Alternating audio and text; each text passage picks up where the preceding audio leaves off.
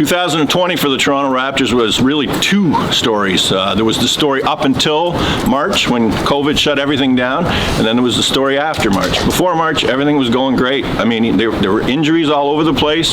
They were getting through them. They were playing well despite them. They were finding another guy when someone got hurt. COVID hit, and then they came out of COVID, went into the bubble in Orlando, and two of their key players just came back, and they were not the same guys. I'm not telling any secrets here. Pascal Siakam and Marc Gasol were not the guys that they were before. Pascal was probably having the best year of his career, which is saying a lot considering he's already been the most improved player in the league.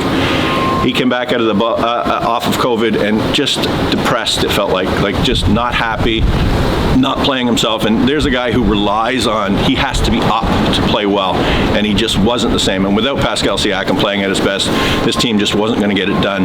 They played well for the first part in the bubble, got into the playoffs, had a couple of good games, but it wasn't going to be without Pascal.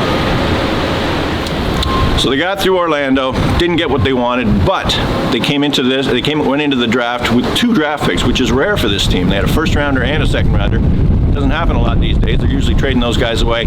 Came out of it with Malachi Flynn, who at 29 shouldn't really have been anything to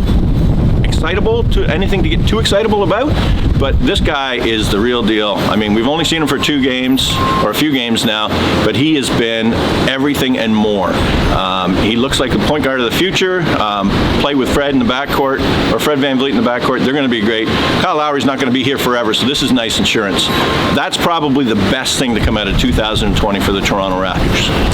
Looking ahead, I mean, this is going to be a weird year for them. They're playing down in Tampa. It's going to be odd. There are going to be lots of hurdles, lots of probably COVID mishaps. There's going to be more positive tests. They've already had 3.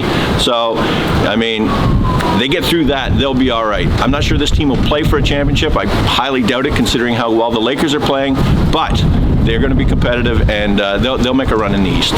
For the Toronto Sun, I'm Mike Cantor.